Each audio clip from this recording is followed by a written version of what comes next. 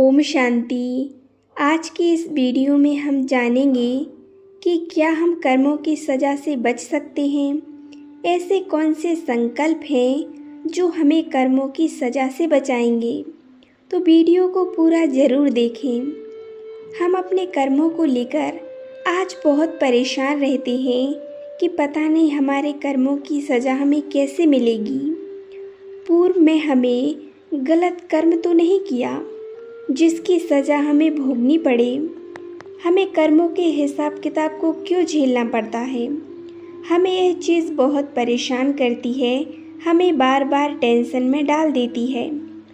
तो आप हमेशा ध्यान रखें कि आपने जो पूर्व जन्म में या कभी भी कोई कर्म किया है उसका हिसाब किताब आपको इस जन्म में आए तो हम इसको कैसे मिटा सकते हैं। तो आपको कुछ संकल्पों को करना है। इन संकल्पों से कर्मों के हिसाब किताब कम करने में आपको बहुत मदद मिलेगी। देखिए, कर्म तो जो हमने किया है उसकी सज़ा तो हमें मिलती ही है, लेकिन हमें इस सज़ा को कम कर सकते हैं। जो कर्म आपको बहुत परेशान कर रहे हैं, जिनके बारे में सोचकर आपका मन अशांत होता है, बार बार दुखी हो जाता है, तो उन कर्मों को ख़त्म हम कैसे करें। देखिए, पहले तो आपने जो गलत कर्म किए हैं या किए थे, जिन आत्माओं के साथ आपने गलत किया था या आपकी वजह से किसी आत्मा को दुख या कष्ट पहुंचा हो, उन आत्माओं से आपको माफ़ी मांगनी है, उनसे आपको क्षमा मांगनी है।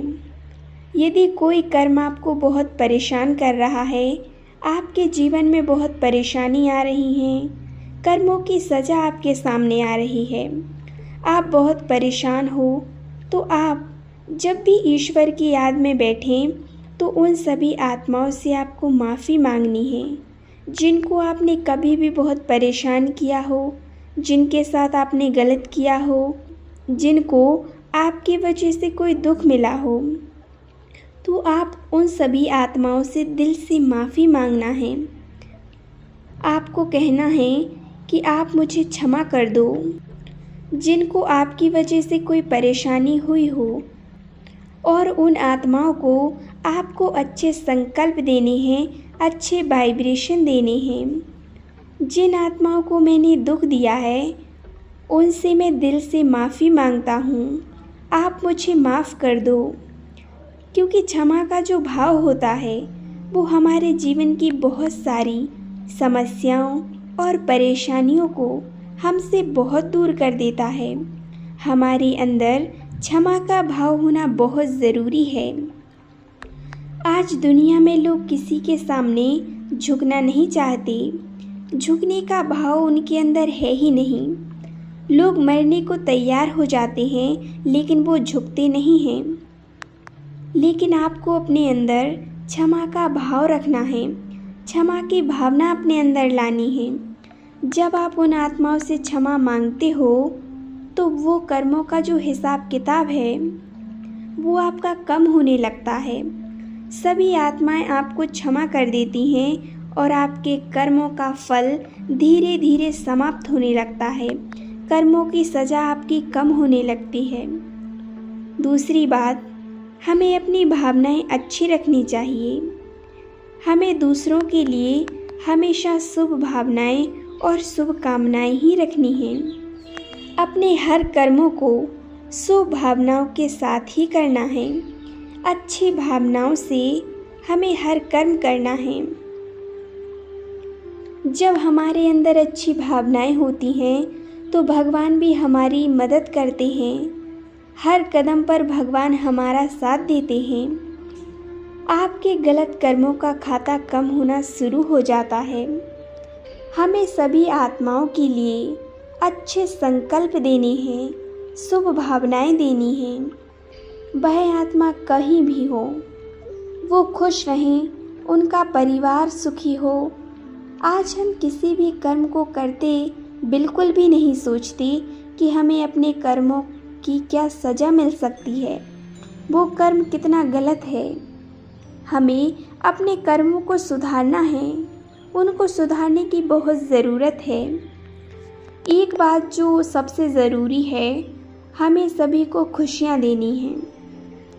कोई भी आए, कोई भी व्यक्ति हमारे पास आए, हमें सबको खुशी का दान देना है। जिन आत्माओं की आपकी वजह से कोई दुख मिला हो, कोई परेशानी हुई हो, उनको आप खुशियों के संकल्प दें। आप उनको संकल्प भेजें कि उन आत्माओं के सारे दुख दूर हो जाएं और उनका जीवन खुशियों से भर जाए। क्योंकि खुशियाँ वो चीज़ हैं, हम इनको जितना दूसरों को देते हैं, वो उतना हमारे पास आती हैं और उनसे ज़्यादा बढ़कर हमारे पास आती हैं। इसीलिए हमें दूसरों को हमेशा खुशियाँ ही देनी हैं, खुशियों का हमें दान देना है। और अंतिम बात है दुआएं। हमें सभी को दुआएं देनी हैं। उन सभी आत्माओं को आप दुआओं का दान दें, जिनको आपकी वजह से कभी भी दुख मिला हो, परेशानियां मिली हों, जिनके साथ आपने गलत किया हो।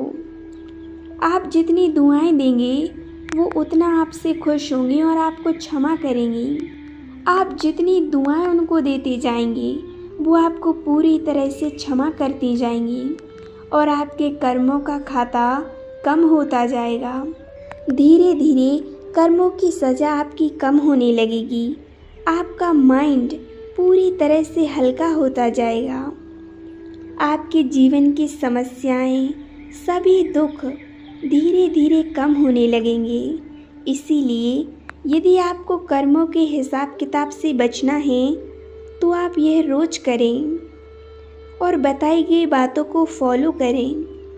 यदि अभी भी आप कोई गलत कर्म करते हो, किसी के साथ गलत करते हो, किसी को दुख पहुंचाते हो, तो इसी समय से वो बंद करो और हमेशा अच्छे कर्म करो। क्षमा का भाव अपने अंदर रखो, दूसरों को खुशियाँ दो। आपकी वजह से हर आत्मा खुश होनी चाहिए। अच्छे संकल्प दो, उस ईश्वर को याद करो। हमेशा दूसरों का भला ही सोचो। आपको किसी का गलत नहीं सोचना है, सभी को खुशियाँ ही देनी हैं। तभी आप अपने जीवन में कर्मों की सज़ा से बच पाओगे। ओम शांति, ओम शांति, ओम शांति।